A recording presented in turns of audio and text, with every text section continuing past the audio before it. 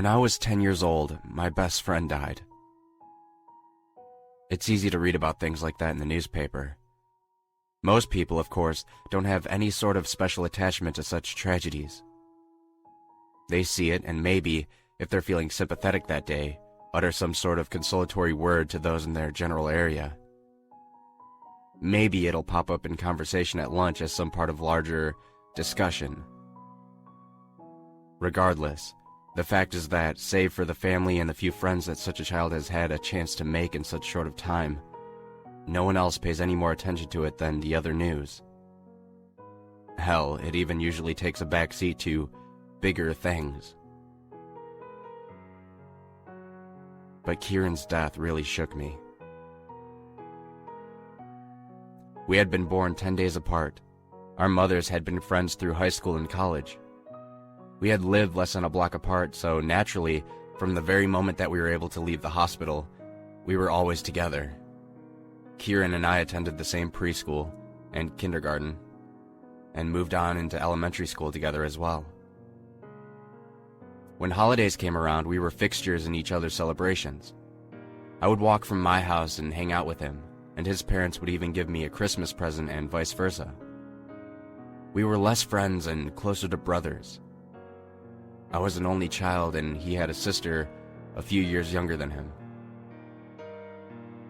One Christmas, when we were 8 years old, our parents decided to get us a special gift.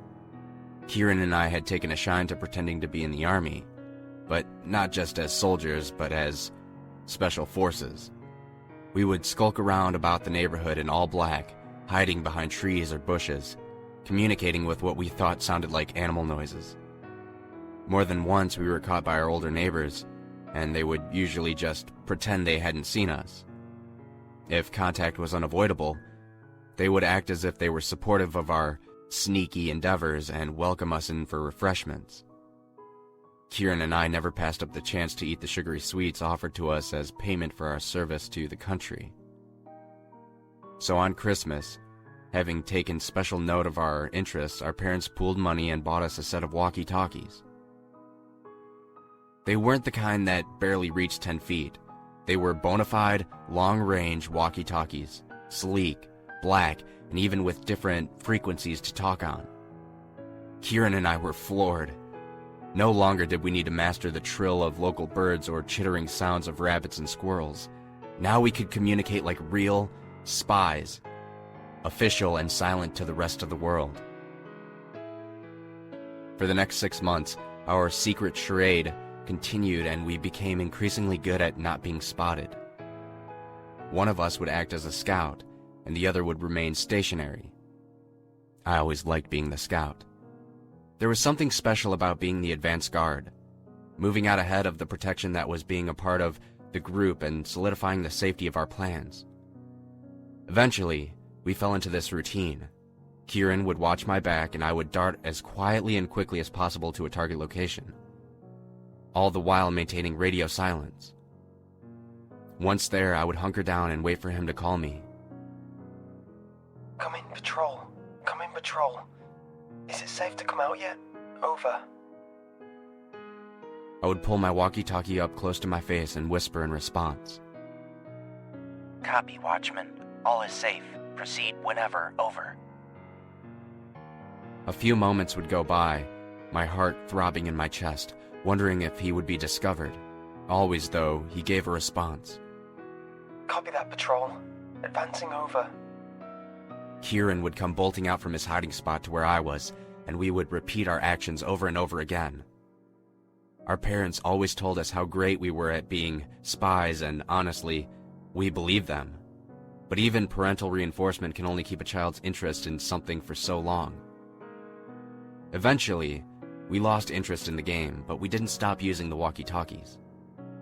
We discovered that we could use them from our respective rooms and still manage to call each other, albeit with a little bit of interference here and there.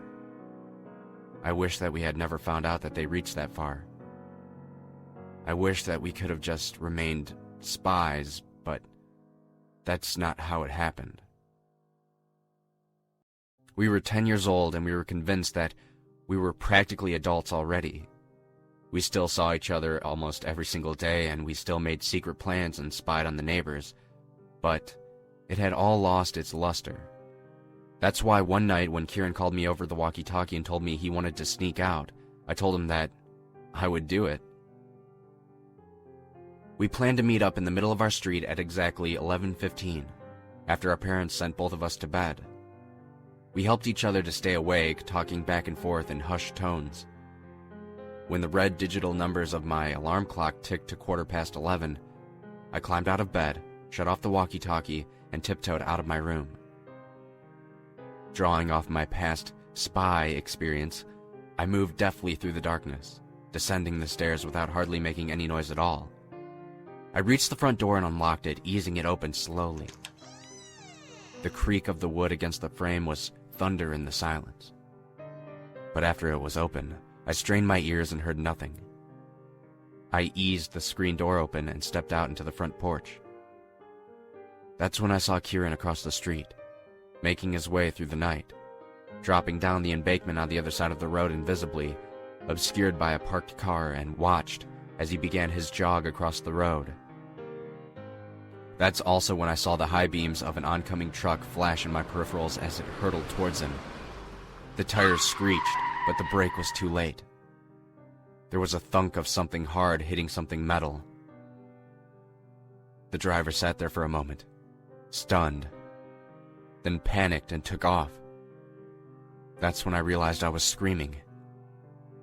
I don't remember the hospital at all, and I don't remember what happened when the doctor came out and told our parents the devastating news. I don't remember what happened when they caught the hit-and-run driver. All I remember next is the funeral.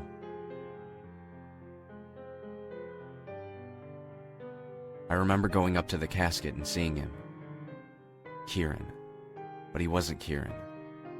Something about him looked fake, waxy even, and it appeared as though he were in nothing more than an unnaturally long sleep. My parents were crying, and his parents were crying, as they all looked into his coffin. That's when I asked them if they would bury his walkie-talkie with him so that I could talk to him, so that he would have someone to talk to if he ever woke up. I don't know if they thought it was sweet or if they did it because they thought in some way that it might help me cope, but they agreed. When Kieran was buried in the local cemetery, it was with a rosary wrapped around his hands and a walkie-talkie in his shirt pocket. For some time after that, I talked to Kieran as regularly as I could, even though I was pretty sure that the walkie-talkie couldn't reach that far.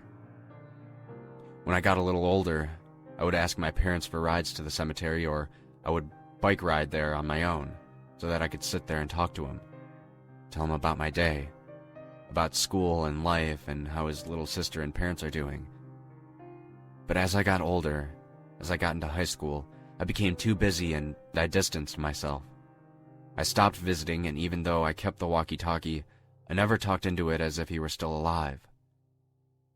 I had learned, gradually, that Dad wasn't being asleep. It was something far more sinister, and it was something that someone never came back from. I graduated high school this year, and that's what brought Kieran back to the forefront of my mind. 8 years he's been gone. I often wonder now if he and I would have gone to college together. If we would have remained good friends and maybe one day had families and kids of our own close together, had children that were as good of friends as we had been. It was those thoughts and questions that made me want to visit him again. Those and the realization that, as of next semester, I will be going to college halfway across the country and that I might not have the chance to visit him again for a long, long time. So today, I took the walkie-talkie, got in my car, and drove to the cemetery. I stood above his grave and talked to him for a while.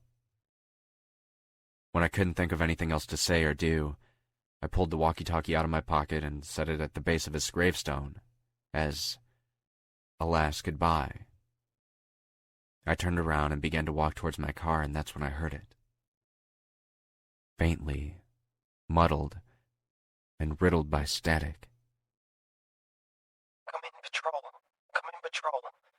Is it safe to come out yet? Over.